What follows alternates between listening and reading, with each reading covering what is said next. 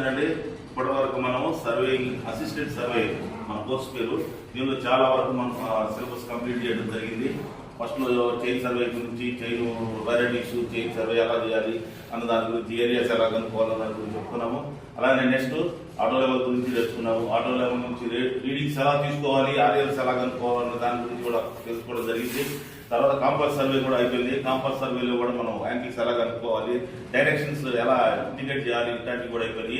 ఇప్పుడు నేను next థియోలైట్ survey కూడా నిన్నటితో థియోలైట్ కూడా అయిపోయింది.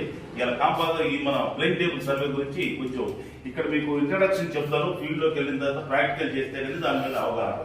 చూడండి, ప్లేన్ టేబుల్ ఒక నమూనా వేసాము. దీనిలో మనకి పార్ట్స్ ఇచ్చారు. ఫస్ట్ ఇది ట్రైపాడ్.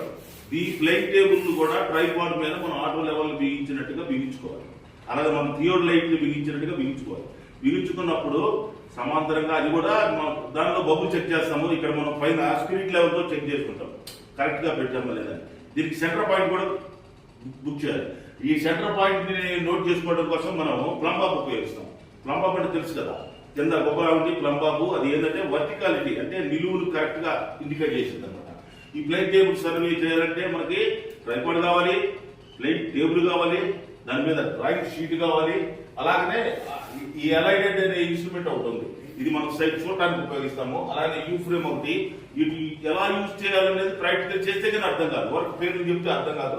కిలోమీటర్, అలాగే కాంపాస్ కూడా ఉంటుంది. దీనిలో కాంపాస్ ఉపయోగించి మనకి డైరెక్షన్ తెలుసుకుంటాం అనమాట, ఎలా బిగించాము మనం టేబుల్ అనేది.